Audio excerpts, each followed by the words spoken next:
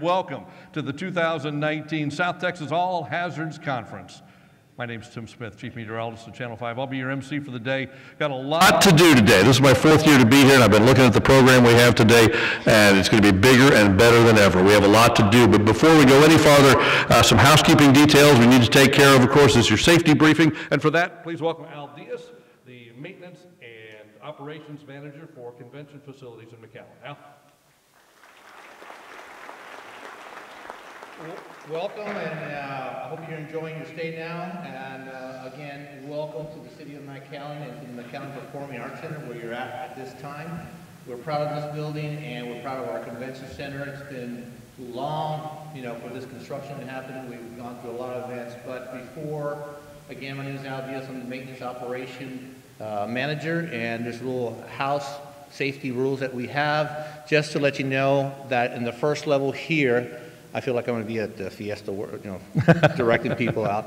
But this area here is our orchestra area, and our top level over here is the parterre. You have exits over here to your right and left. Volunteers, raise up your hand on the exit areas.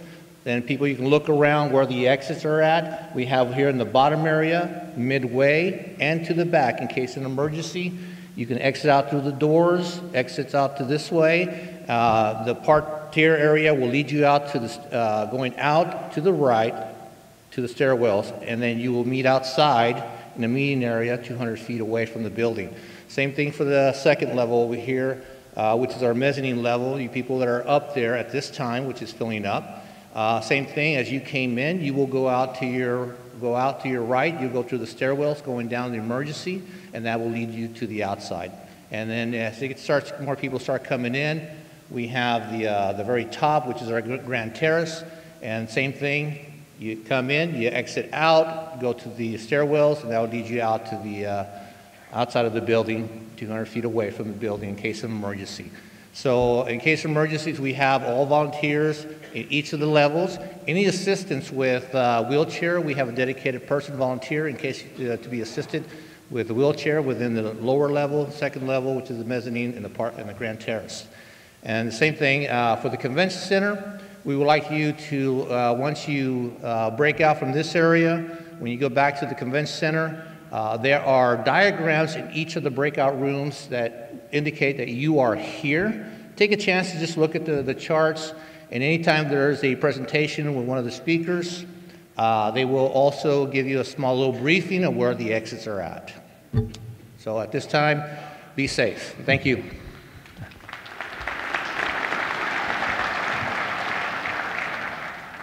Al, you were a flight attendant at one time, right? You see this way, exit to the right, exit to the left, follow the lighted path down the floorway. Thank you, Al, we appreciate that. Important information. This is now 7 years for the South Texas All Hazards Conference. How many of you have been to all 7 of them? Look at that. Yeah, give yourselves and everybody a round of applause just to get this started, because what an amazing thing this is. How many are here for the first time? Oh my gosh, look at that. Give yourselves a round of applause. We love to have you here. In fact, last time I looked, we're up to about 2,100 attendees, which is record-shattering over last year. So it is just terrific, and we appreciate all the first responders, emergency management personnel. It gives you an opportunity to speak one-on-one with the experts in the field here from all over the United States. This year, we have more than 70 experts and more than 80 exhibitors. The exhibit hall next door is full, so make sure you take advantage to get in there and see that. And this just shows your willingness and your desire to be part of the cutting edge and be on top of keeping our community safe during severe weather. Of course, as you can see, take a look around this room. Stepped it up a little bit this year, moving into the Performing Arts Center. I was just thinking about how less than a year ago, Tony Bennett stood right about here and saying, "I left my heart in San Francisco," right? And the Gypsy Kings were here a couple of months ago. I took up this whole stage, and America and Il Divo, they're all here on this very stage. And now, I thought I'd be up there. Finally, I made the big time. We're excited to be here. Before we go any farther now, we ask that you please rise for the presentation of colors by the McAllen Honor Guard, accompanied by Brownsville Pipes and Drums. And our national anthem will be performed by the Pentecostals of Weslaco. And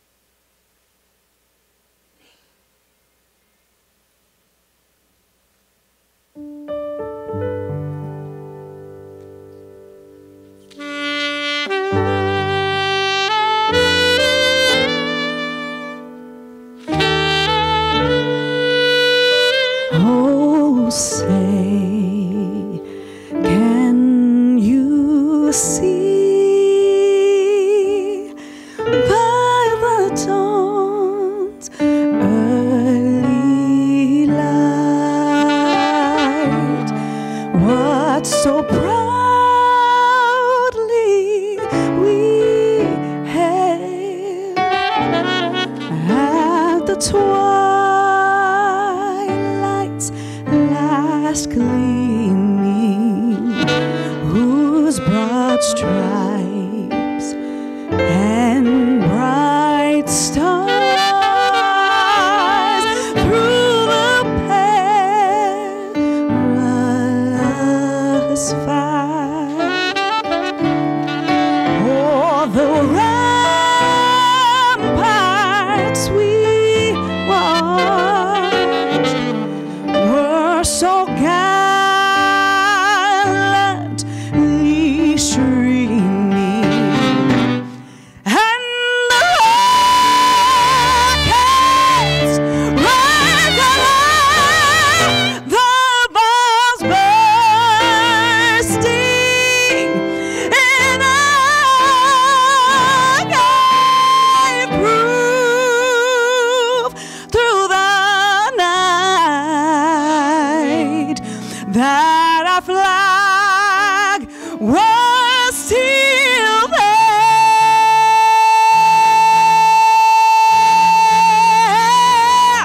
Oh, say does that star-spangled banner yet wave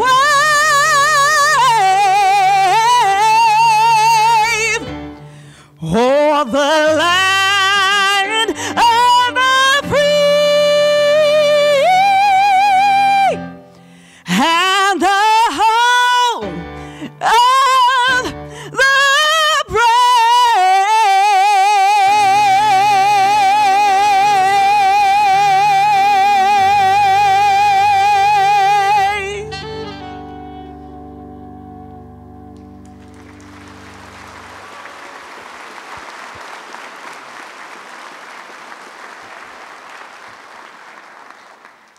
Now please remain standing for the Pledge of Allegiance. I pledge allegiance to the flag of the United States of America and to the republic for which it stands, one nation, under God, indivisible, with liberty and justice for all. Order. Order.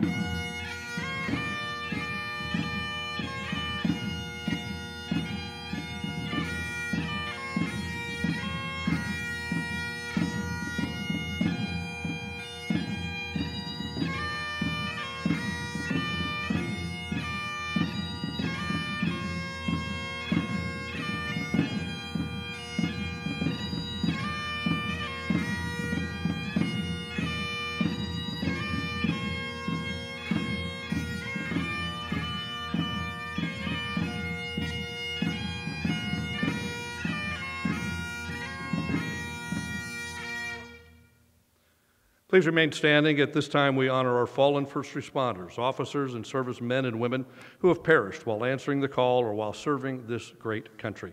These individuals possess extraordinary courage and compassion.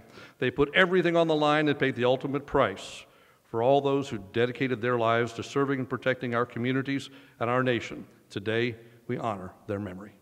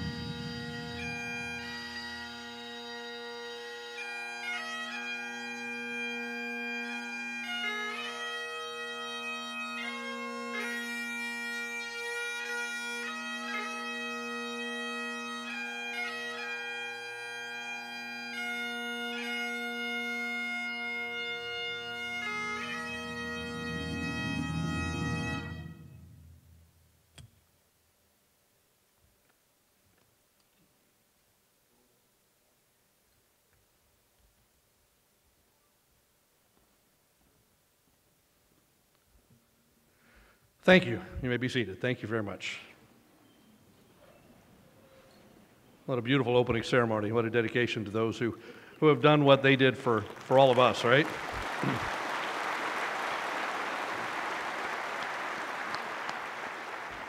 Now it is my honor and pleasure to introduce our first speaker of the day, someone most of us know and love. He served the city of McAllen for more than 30 years, first as city attorney, then as commissioner, now as the city's 20th mayor. Please welcome Mayor Jim Darling.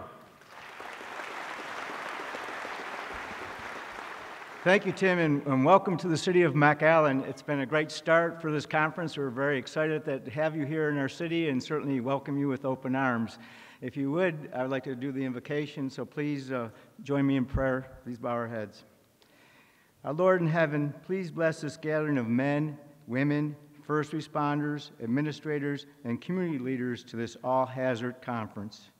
We ask that you inspire our speakers at this conference so that our attendees leave with a better knowledge and skills to serve our communities. Lord, we ask you to look upon those in our state and our nation that have been affected by recent natural disasters, and as continues today with those still in peril with those same hazards. Lord, we know that we ask you that to keep our first responders safe and protect our community so that they can protect our communities in events of national disasters, both man-made and natural. In your holy name we pray. Amen. Thank you. Tim?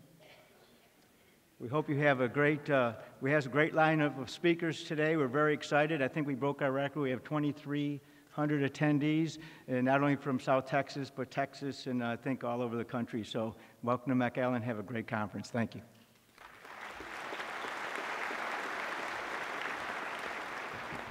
Thank you, Mayor Darling. We appreciate your leadership on our community as it just continues to grow by leaps and bounds. Next, I'd like to have you turn your attention to the monitors for a special message from Texas Governor Greg Abbott. This is Governor Greg Abbott, and I want to say welcome to the 2019 South Texas All Hazards Conference. Thank you to the Addabbo County Health and Human Services for hosting this fabulous event. And also thank you for the high-level training that you provide to those who are on the front lines of emergency preparation, response, and recovery. What you all do is so incredibly important, and I want to emphasize to everyone here today my gratitude for the work that you do to support a strong network of first responders throughout this entire region. Your expertise and your collaboration will ensure a stronger and more resilient future for communities across the entire South Texas region. May God bless you in your efforts, and may God further bless the great state of Texas.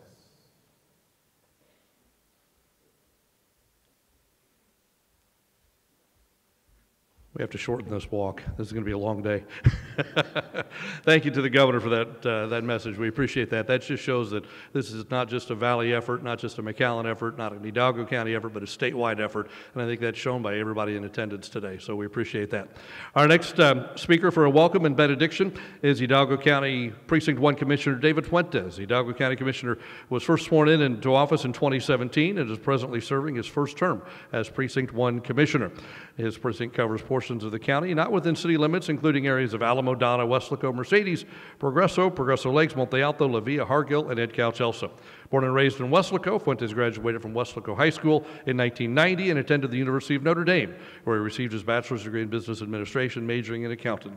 In 1999, he was certified by the state of Texas as a licensed certified public accountant. He's your Precinct 1 Commissioner. It is David Fuentes.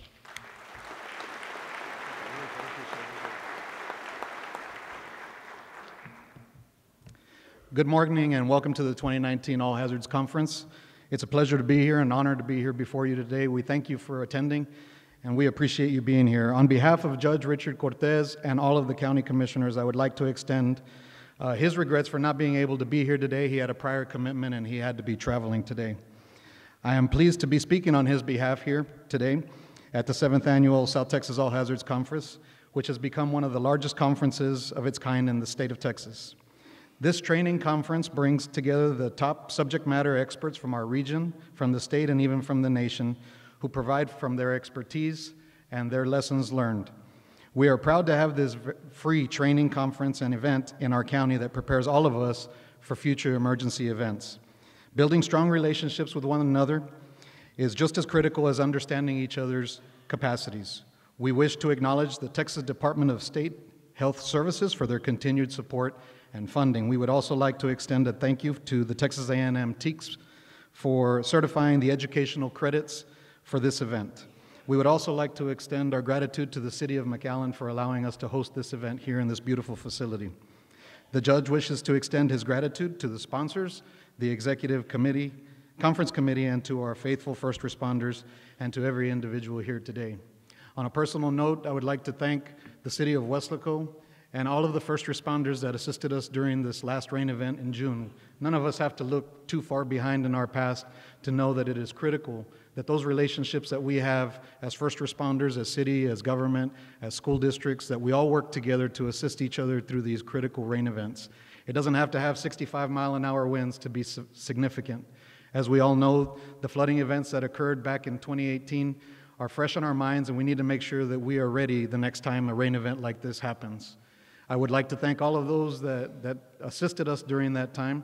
One of the very first places that I visited, I had a municipal judge from La Jolla show up with a boat. I had other the police chief from Alton, I believe, that came by and assisted us with evacuating personnel. It's those relationships and us coming together as a region that makes me very proud to be a representative of our county, and I'm very proud to be here today as a representative of Hidalgo County. Thank you again, and have a wonderful conference.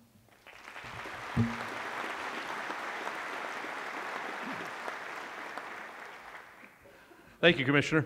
Next, for a special presentation, please welcome Eddie Olivares, Chief Administrative Officer for the Hidalgo County Health Department. Chief. Good morning, everyone. There we go. Buenos dias. Well, I have a brief presentation, but it's an important one. And every year for the last couple of years, we've been recognizing outstanding leadership in South Texas in dealing with emergency management first responders.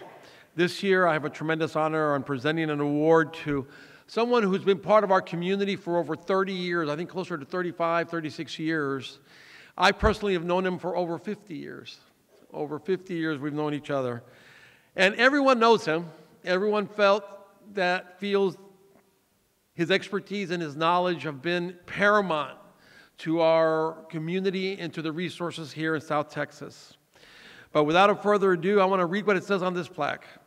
It says, the 2019 South Texas All Hazards Conference Excellence in Service and Leadership Award is represented by a person who is recognized for their outstanding service to the community, region, and state by exhibiting an exemplary high standard of leadership professionalism. Let's all give a wonderful hand to this year's recipient, Chief Ricardo Saldaña. Chief Saldaña. Where is he?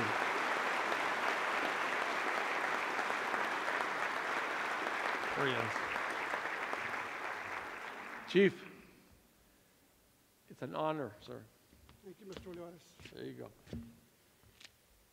Well, I was not expecting this, but I appreciate it from the All South Texas Hazard Committee, and I'm going to dedicate this to all the first responders from our region and the state of Texas for all that you all have done in the last 2 years. This is about us. This conference is about us. I'd like to take the time to thank my wife for 40 years of putting up with me in emergency services.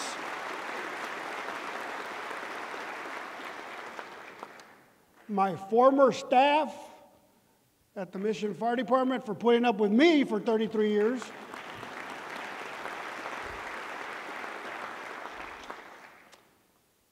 But mainly to my parents who bestowed and given us the ability to be where we're at today. And I'm very proud of serving the South Texas region as a first responder for all these years.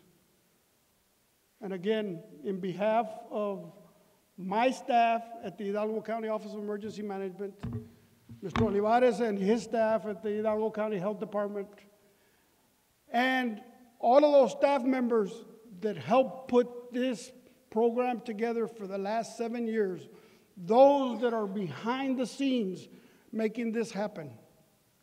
For you all to be here today, let's give them a round of applause and dedicate this to first responders and to them. Thank you.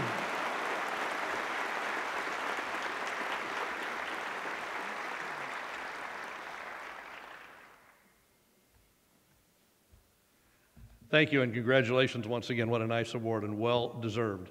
I want to thank a good friend of mine today who just reminded me that these steps count toward my 10,000 daily steps. Tony Farina, where are you? Thank you. I appreciate that. Our opening speaker today is David Gruber. David is currently the Associate Commissioner for Regional and Local Health Operations in the Department of State Health Services. Mr. Gruber spent 21 years in the U.S. Navy, serving as a pilot, intelligence officer, and chemical biological warfare specialist. After retiring from the Navy, he was the senior planner for the Dallas County Health Department, followed by service with the New Jersey Department of Health and the New Jersey State Public Health and Environmental Laboratories. Prior to returning to Texas, he was a special assistant to the New Jersey Director of Homeland Security and Preparedness. Please welcome David Gruber.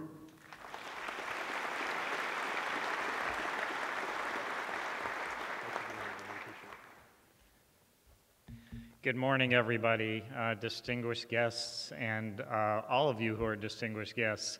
I take my phone out not to take a call, but to make sure that I stay on time. So if anyone calls, I will, in fact, ignore them. It's an honor to be here at this conference. It's amazing to watch how it's grown over the past few years. I've been with Texas for about 6 years now. And one of the first events I came to was this conference 6 years ago. I did miss one of them, so 5 out of 6 ain't bad.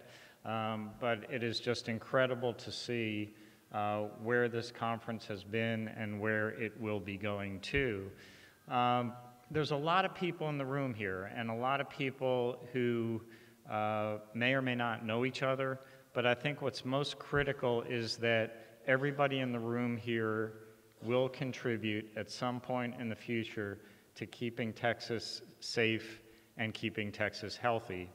Of course, the Department of State Health Services is most focused on the health and well-being of Texas from the health side, but in the room we have people from across the board. And we recognize that in an all-hazards approach that it takes people from all realms and all disciplines to make sure we have a successful preparation and response to anything that comes out. About 2 years ago when I spoke to you, and I should mention my regrets from our Commissioner, Dr. John Hellerstadt, who is now tied to Austin as we go through the legislative session, and I think you can all understand that. He did speak last year and would have spoken this year had it not been legislative session.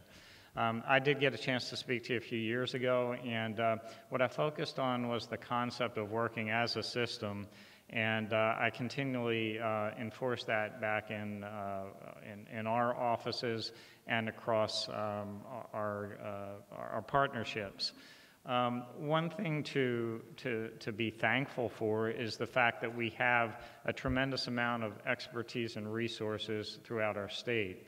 A lot of you are in the room here today, and I think one of the things that I would hope that we all take away from this is an elevation of our capabilities based on the interaction between all of us.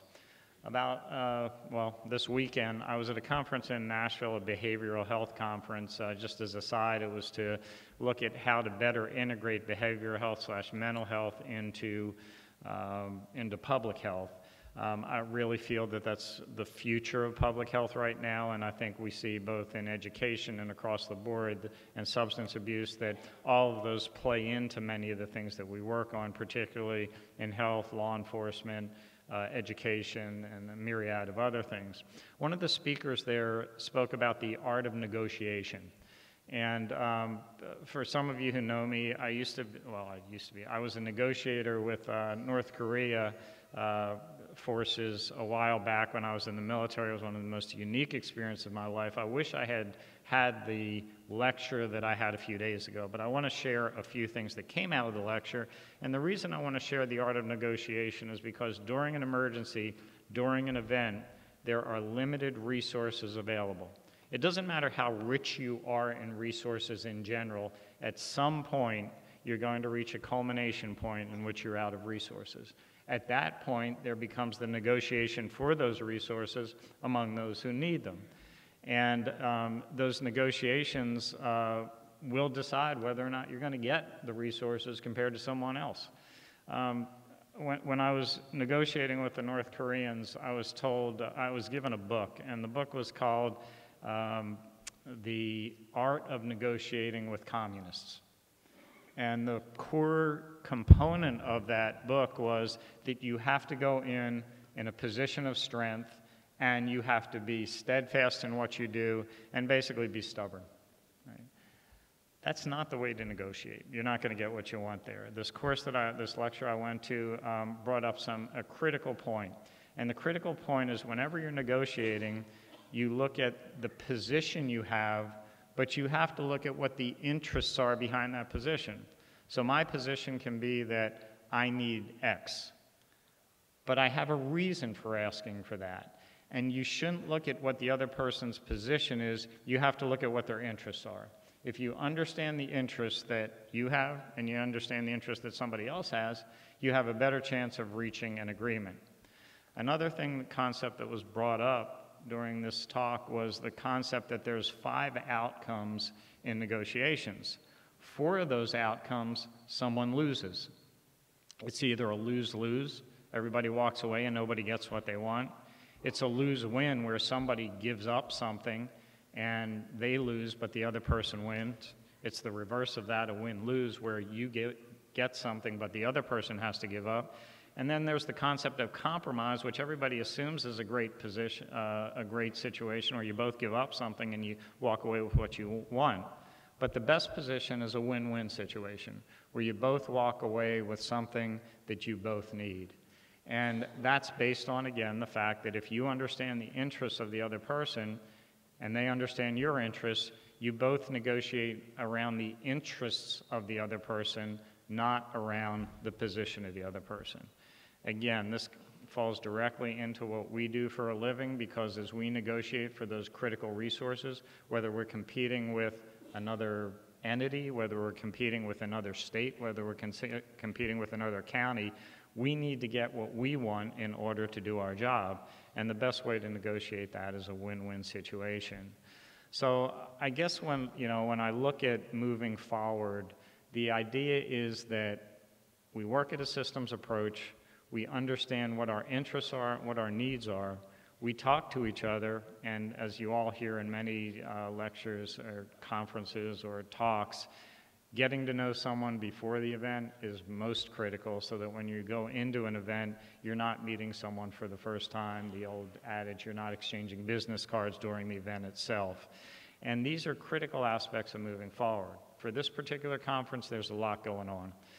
There's sub-tracks, there's an immunization conference going on. Addabbo County is conducting an exercise with TEEX. There's the different lectures that you're going to, the different discussions that you're going to have, and I'm kicking myself for using the term lecture. Nobody should be lecturing here, it should be discussion. If we're lecturing, we probably don't have the right attitude. So as you move forward, please pick those tracks that best serve you. And just as importantly, take something back. Don't use this as a conference that is your conference that you attended. Use it as a conduit to the people that you work with, and take back those key points that will make all of us better.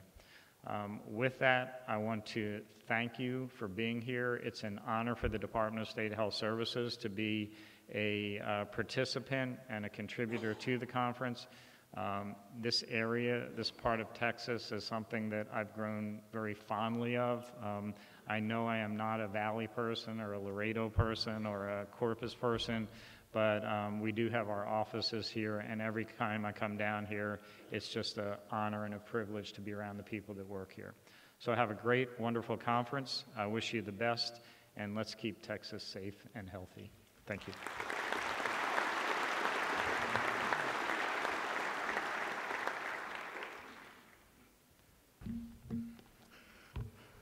Thank you very much. We appreciate the words. A lot of details I want to go over very quickly before we get to our next speaker today. Of course, we also want to take a moment to welcome all of our law enforcement. See a lot of our friends down here. Trooper Johnny, good to see you. National Weather Service, Barry, good to see you here.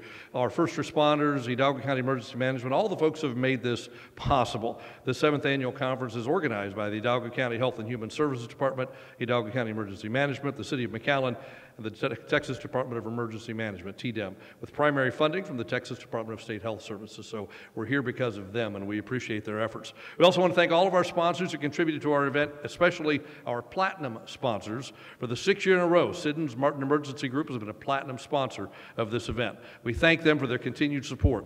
We also want to welcome back another platinum sponsor, the Lower Rio Grande Valley Development Council. Our gold sponsor this year is Lone Star Emergency Group, and this year we have 9 silver sponsors who have supported us throughout the years. Let's give them all a big round of applause for making this event a possibility.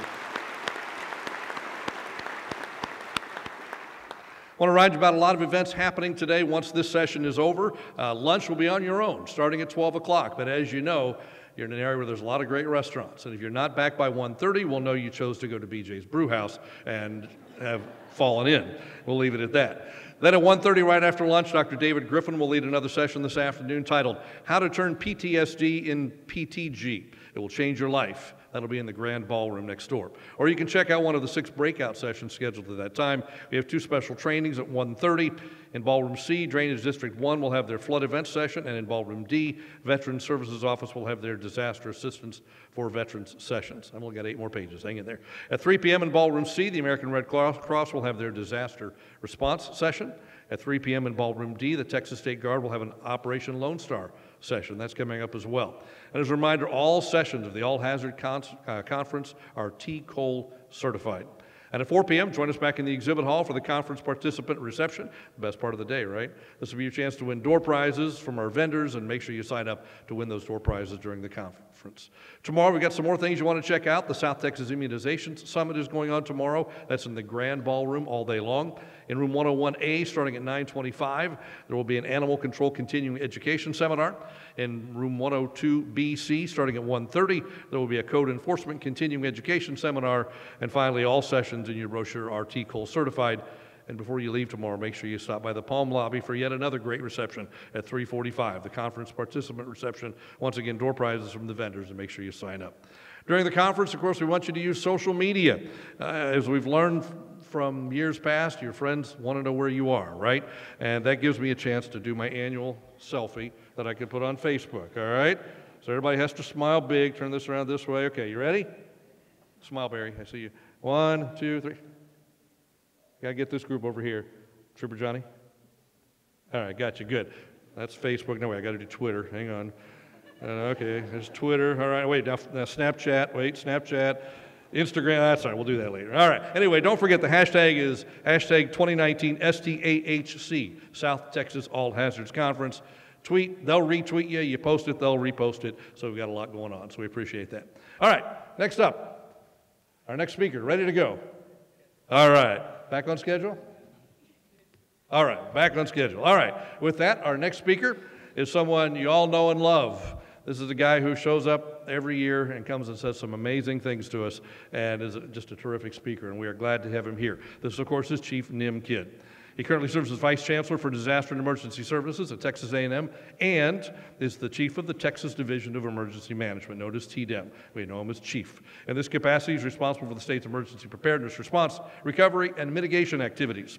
During his career, he's worked with the DPS and as a District Fire Chief and Emergency Manager for the City of San Antonio. An original member of Texas Task Force 1 Urban Search and Rescue Team, he served as the Task Force Plans Section Chief for the World Trade Center attack in September of 2001. Please join me in welcoming Chief Nim Kidd. Good to see you, man. Thank you. Howdy. Sure sounded like there was a lot more of y'all in here than that. Good morning.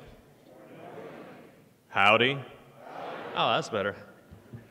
It's so glad to be back with you all. Thank you for the invitation again. Thank you for all that you do for us. And I got to tell you, I'm a little jealous.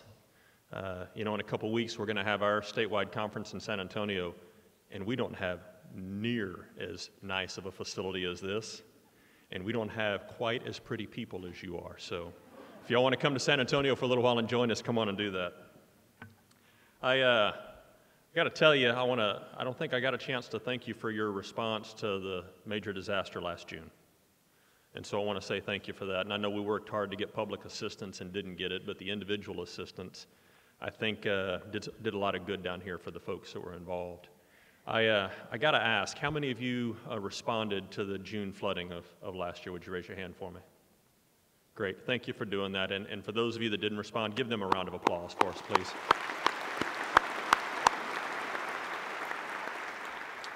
A few things since the last time I was here. Governor Abbott released a new executive order. It's GA-05. It was December of last year.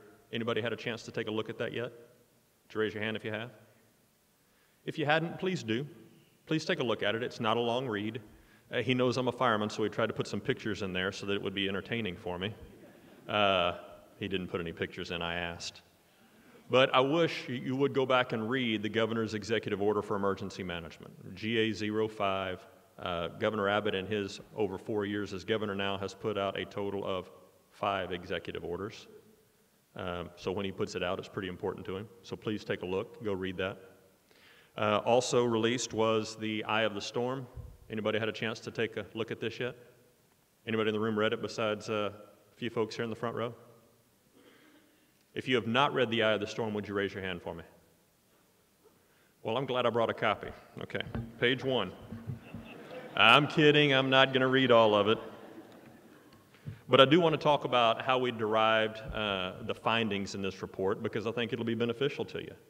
I think you should all know that we had over 220 local government officials, mayors, judges, police, fire, EMS, public health, public works, volunteer, a few private sector folks, came together over a 3-month period, 2 days in each of those 3 months, and came up with tons of recommendations. A few of them are to reorganize the way we do emergency management, to update the Emergency Management Council, which Governor Abbott did in GA-05, to consider funding for infrastructure radio projects, to strengthen veterinary response role, to create a catastrophic debris management plan, improve debris contracting, study the issue of wet debris, which is quite a challenge for us because we need to figure out who owns the container, who owns the water, and who owns the stuff that's in it. This is one that's very important to me, and I hope that you will help us as we start to develop this, and that's the possibility of creating a disaster case management software solution. And let me tell you what I mean by that. As you've gone through your IA declaration here in June, and you've had your volunteer folks that have been out there working directly with the survivors, my bet is those survivors had somewhere between 3 and 7 different case managers during that process. Anybody in here have a different experience than that? So if you're the survivor, during that process, that means you register and you sign up your information 3 or 7 times with 3 or 7 different people. And I'm just wondering, as a state, can we do a better job than that? Can we figure out a way to have you register one time, and then at the end of that process, determine who you want to share your information with? I mean, anybody in here applied to go to a Texas college or university in the last decade? Would you raise your hand? Quite a few. And I want to thank all the students that are here today as well, the volunteers. But if you've done that, my bet is, I know you went online to applytexas.org and you entered your information one time, and from there you decided which college or university anywhere in the state of Texas you wanted your application sent to. For me, that's a model that works. I think we can do the same thing for disaster case management on the IA solution side, so that whenever our citizens have their worst day, that we open up one software solution, one application for them. And from that, they decide which services they volunteer to receive, which services they need help with, and how we can best serve them. What do y'all think of that? Thumbs up, thumbs down? So far, so good. Tell you, I think that needs to be a statewide solution. We will have representatives from every region in the state participate in the development process. It's got to be driven by the local level. I think we will try our best to have the Texas Health and Human Services Department own that data on the back end. But in the front end, I don't know why we are not registering as we go. Some of the other things that it came out was to have our AgriLife folks be a force multiplier. I have the AgriLife folks in the room today. I know I see a bunch of the TEACS folks down here. Let me tell you what that means. The Division of Emergency Management has about 300 full-time employees statewide. I have another 300 auditors that we keep on contract. But out of the 300 full-time employees, they're everything from plan, training, exercise, response, recovery, and mitigation. I think we as a state, and I hope y'all will agree, do a pretty good job of responding to disaster together. You agree with that? Yes, no? Together we respond pretty well? Yep. I think there's a lot of room for improvement when it comes to recovery and how we recover as a state. What do y'all think? Yes, no? So I think if we try to take the people that are normally responding to the event and move them more forward in the recovery process, that we will hamper our response capability. But I think if we take a group of people like our AgriLife agents, who there are 1,800 of them in the state, 5 times more than the Division of Emergency Management has today, and we train them on the financial paperwork for the state and for FEMA, and we make them better understand the process from the financial aspect that we need to follow. And as state employees, which they're cooperatively hired by local government, because they're co-op agents, if we bring them into your emergency operations centers with the pure focus of helping you with the paperwork for disaster recovery, I think we have really moved the needle in speeding up our recovery process. Do y'all think that'll work? Yes, no, maybe? Interested in giving it a shot? Good, me too. I want to talk a little bit more about education. I think as responders, we do a pretty good job of plans, training, and exercise. But I think we always stop short of science. I think we stop short of philosophy. And I'll tell you, I want us to start bringing in together the art of the possible. What could we do if we had the resources? And I really want to put us into the process of making data-driven decisions. Y'all have incredible partnership in the Valley, incredible partnership. You've got great engineers, you've got great scientists, you've got great educators. I know you have some wonderful mitigation projects that will really save lives in the future. But we need to come a little closer together working with our education institutions and making sure that those data-driven decisions are put in the hands of our citizens. And I'm going to give you 2 examples that we're working on right now. One is for us first responders. The University of Texas system there in Austin has created an app for our phones, if I can find one of my phones. And on the app, because the phone knows where it is, if I'm a first responder, whether it's police, fire, or EMS, and I walk to the edge of a flooded area and I drop a pin, everybody know how to drop a pin on your phone? That was a question. Everybody know how to drop a pin on your phone? Yes? I'm not talking like this, not that kind of pin. I'm talking the one where you like, I'm here. So this application is developed. You'll see it roll out next month in San Antonio, where when you drop a pin where you're standing, it populates the number of homes and businesses that have water in them already. It shows your critical infrastructure. It'll show your hospitals, nursing home, assisted living facility, your IT components, of how many are in there, and it will transmit that data to your emergency operations center and to the state emergency operations center. So let's think about that now. First responder, first in engine company, first police officer on scene knows that we're going to need to evacuate a neighborhood because of rising water. They drop a pin on their phone, and it instantly calculates the number of homes and businesses that are impacted, and it's transmitting that data.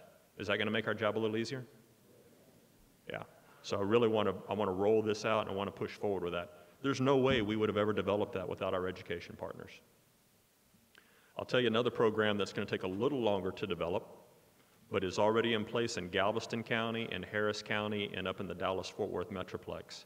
And it's called Buyer Beware. So buyer, like I'm going to buy something, B-U-Y-E-R, and then B-E, and then where, like where am I? When you load the address either that you live at or that you're considering purchasing into that map application, it tells you how many major disaster declarations have been declared in that county, whether you're in and out of any floodplain, whether you're in a tornado risk area or a fire risk area, or you're next to a chemical plant. Today, there's no single place that you can go and gather that information. And so what I'm hoping is, as we continue to develop and work with our educational partners, we bring more of what they have been studying into the practicing art of today. And finally, I'll leave you with this. We talk big a lot. We're Texas, right? We got to talk big. And I think we need to dream big and we need to plan big. But none of that will matter if we're not acting on the smallest of things. And so I'm asking you to continue, because you're already doing it, just to continue. Be kind to one another. In your patient or your prisoner or the person you're helping in their most critical moments, find a way to be kind. Find a way to share a little empathy with them, because we have all either been there or will be there. Be kind to each other and support each other. This is a rough business that we're in. I've spent 2 or 3 days in the Houston area in Deer Park with the chemical fire there. The folks have been going about 11 days straight. Most of them aren't getting any sleep. Most of them have no relief, even though it's a very large community. And they are emotionally invested in the response. And I think we need to do everything we can to take care of ourselves and take care of each other. So I'm asking you to do that. Do something for your family tonight before you go to bed. Do something to take care of your own physical, mental, and spiritual health, because this is a rough business and there are a lot of people counting on us. And before I close today, I'd like to ask Regional Director Rodriguez, I see you up there. Tony, I see you there. Can we get, Tony, bring the DPS team up here real quick. I want to thank these guys real quick. Y'all come on up. John, y'all come on up. Y'all give them a round of applause for me.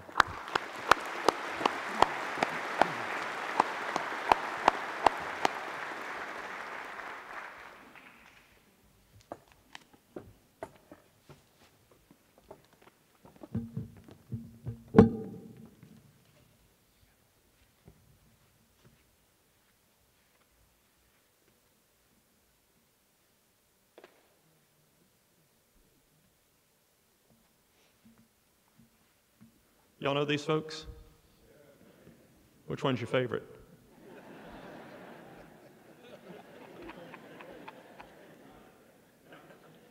Not the one in the white shirt, is that what I heard? I got to tell you, these are my family, members of my family. Always have been, always will be. There's a little something special here, so Eddie, thank you for joining us up here. John, will you come here for a minute?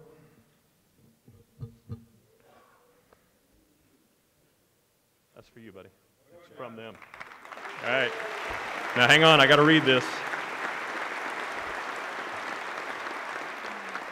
And y'all know I don't read well, right? That's why I don't have speaking notes. I just kind of talk. This is the 2019 South Texas All-Hazard Conference Excellence in Service and Leadership Award to John R. Ovalle, District Coordinator, Field Response Section, DDC 21, West Lacote, Texas, the Texas Division of Emergency Management.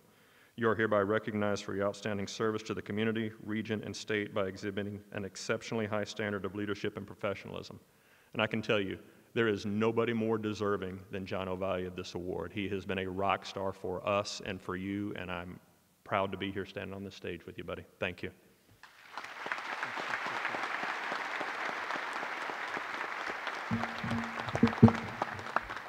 Thanks, Chief, and thanks to the committee. I'm truly humble for this recognition. Also, I want to thank everybody in here. I appreciate you each and every time when we're working in the good times and the bad times. The good times when we're drilling, we're practicing, we're exercising, when we're meeting, and the bad times when we're responding to disasters, to those crises, or those major incidents. I appreciate each and every one of y'all. If I have a lesson to share with you that I learned in my professional and personal life, and I want to share it especially to the new generation of responders that are here today. is that know your non-negotiables. Know that every time you put on your uniform of service, report for duty, you have to give it 110% each and every time. Because that's just the level of expectation that people that we serve for and also serve along with have of us. 110%, no less. That's non-negotiable. And at the end of your tour, at the end of your shift, at the end of your day, when you go home to your family, to your loved ones, know that same level of commitment, 110%, should be there at home as well. Again, thank you all. Appreciate it. Be safe.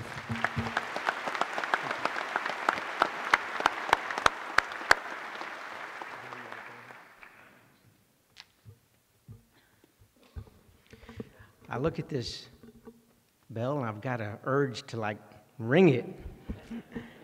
Congratulations, John.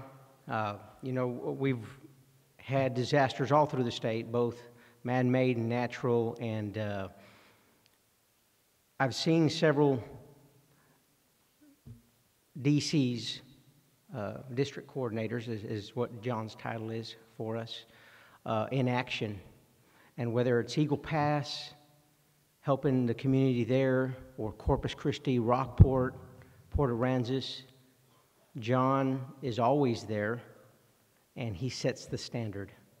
And what it's all about is the community liaison and making sure the locals have what they need, and to let them know that the state of Texas is here to support them. So when we're getting deployed somewhere, I always have to look in my rearview mirror because John's probably going to pass me. He wants to be the first one there. But, and that's the 100%, 110% that he talks about. So we're very privileged to have him here in the RGV. And again, thank you, and let's give him a round of applause for that.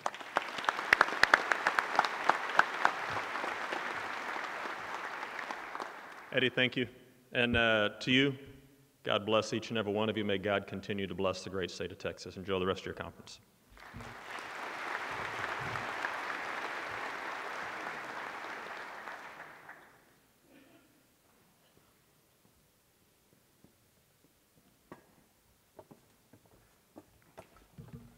That's really cool. A lot of power up here on this stage. It feels good to be part of that. Thank you, guys. Really appreciate it. Good to see everybody up here today. What a great day it is so far. You know, I was thinking about when I saw this group up here and the people that are the, you know, and all of you out there who really are the people who step up and give that 110%, as John talked about.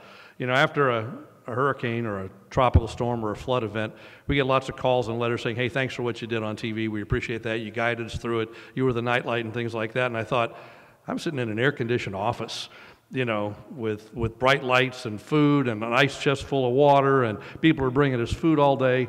I'm in pretty good shape during a hurricane. You guys are the ones that are out there in the wind and the rain and not sleeping and doing everything. You know, we may sleep on the floor, but we sleep. But you guys are the ones that do everything, and I'm just amazed by that. And on behalf of all the people who thank me for what we do, thank you for what you do, because you're the ones who make it happen. So thank you for that, each and every one of you. And it starts with these guys who are right here on stage. We appreciate that. Another group that we couldn't live without in the Valley, of course, is our United States Border Patrol. And our next speaker is U.S. Customs Border Patrol Sector Chief Rodolfo Karish. He has more than 35 years of law enforcement experience, including a stint as a police officer in El Paso in the early 1980s before joining Border Patrol more than 3 decades ago. He has led high-level projects, managed national programs, and worked on complex regional and international issues. He transferred to the RGV from Tucson, Arizona. He's now Chief Border Patrol Agent of the Rio Grande Valley Sector of U.S. Customs and Border Protection. As Chief Patrol Agent, Karish will directly oversee tactical and strategic operations of 9 stations, responsible for securing nearly 300 miles of river and more than 300 coastal miles and more than 30 counties. Please welcome Mr. Rodolfo Karish.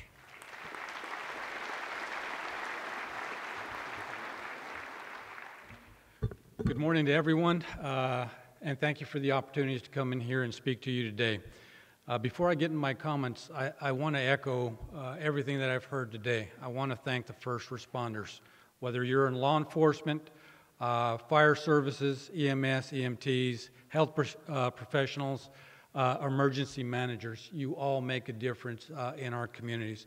I would also be remiss if I didn't mention members of our National Guard and also active duty personnel who do help out in disasters when they do occur. So it's extremely inspiring is to see so many people from federal, state, and local agencies come together in one room today is to talk about emergency preparedness. Within our agency in Customs and Border Protection, a lot of attention is given, of course, to border security, but it is important to remember that emergency preparedness and response has always and remains a major and top priority for the Department of Homeland Security. As a whole, Border Patrol specifically, part of my job here as the Chief Patrol Agent in the RGV is that I serve as Customs and Border Protection's Field Coordinator for CBP in Region 6, which manages the departmental response to emergent events requiring mobilization of resources to address situations that may occur in the states of Texas, New Mexico, Oklahoma, Arkansas, and Louisiana. Using lessons learned from DHS's response to Hurricane Katrina, this construct was established to mirror the 10 FEMA regions most of you are familiar with. Time and time again, CBP has responded to assist local officials with natural disasters, no matter where they occur in the United States. In 2018, CBP assets and personnel assisted federal responses to areas impacted by hurricanes, wildfires, and major flooding in the Rio Grande Valley, in major flooding events. The Rio Grande Valley sector remains committed to a proactive preparedness for a multitude of different types of national emergencies. To support this commitment, the RGV sector has established Emergency Operations Center that is instrumental in facilitating CBP's response to numerous incidents in recent years that include the humanitarian crisis created by large numbers of unaccompanied children and families that poured across this area in 2014, as well as the response to Hurricane Harvey, as agents from this sector were deployed to assist the residents of Houston and the surrounding communities. This past year, our Office of Incident Management established an all-hazards incident management team consisting of Border Patrol agents, professional staff, and managers that can be activated in a short amount of time to assist with emergencies outside of the scope of normal operations. In June, the Emergency Operations Center and the Incident Management Team was activated to support CBP's personnel and facilities that were impacted by torrential rain and ensuing flooding that occurred in Hidalgo County. Over the course of 2 days, the RGV Sector Special Operations assets assisted local residents and CBP personnel affected by floods. The RGV Office of Incident Management is not only called upon to assist with natural disasters, as evident in the activation of the EOC to support CBP's Region 6, but to also the recent migrant caravans consisting of approximately 7,000 Central Americans that proceeded to Mexico up to the U.S. border. Caravans' entry points and dates could not only be estimated based on the mode of travel that the caravan utilized, necessitating a coordinated effort on behalf of many different agencies. The EOC collaborated with the Department of Defense in facilitating the hardening of ports of entry through the region. As we continue to refine our procedures and prepare for incidents that may arise, one thing remains constant: the necessity to work closely with our partners. As almost all of you know, we are experiencing a humanitarian crisis on our southern border due to the high level of foreign nationals attempting to enter. We're averaging about 1,000 people coming across our borders today. This requires us to relocate resources to address the influx that shows no sign of slowing anytime soon. CBP personnel remain committed to humanely carrying out our mission while ensuring these vulnerable populations are medically screened and afforded treatment when required. We continue to work with our federal partners to provide the appropriate disposition for the population flowing through this area. But I can say for certain, we would be in worse situation if it were not for the assistance of many state, municipal, and non-governmental agencies present today. Through our constant collaboration, open dialogue, and strong relationships that have been fostered by many of the dedicated men and women in this room, I am confident that we will overcome any challenge that we may face. Everyone in this room represents the face of emergency management. Each of you is vital to protect the residents of this great community. Your commitment is real and is commendable. I sincerely thank you for that opportunity to serve in South Texas. I'm also reminded in my 32 years of the many different locations that I've spent on the border. I want to commend the organizers of this event, because what you all are accomplishing here in South Texas today is not replicated in many parts of the country. Where you come together is to share your expertise, is to make those relationships that are important. I remember years ago being assigned in Del Rio, where we actually even provided resources to assist our neighbors to the south in Mexico. So borders don't recognize natural disasters. So it's up to us to come together, is to make those things occur. And I am excited to be down in South Texas, having arrived here in January of this year. And I look forward to working with each and every one of you. It looks like you are well ahead of where other agencies and organizations need to be in other parts of the country. So thank you very much for the opportunities to address you today. I look forward to working with you, and also you have the commitment from the men and women in the Border Patrol and in CBP is to be there is to support you in the time of need. Thank you very much.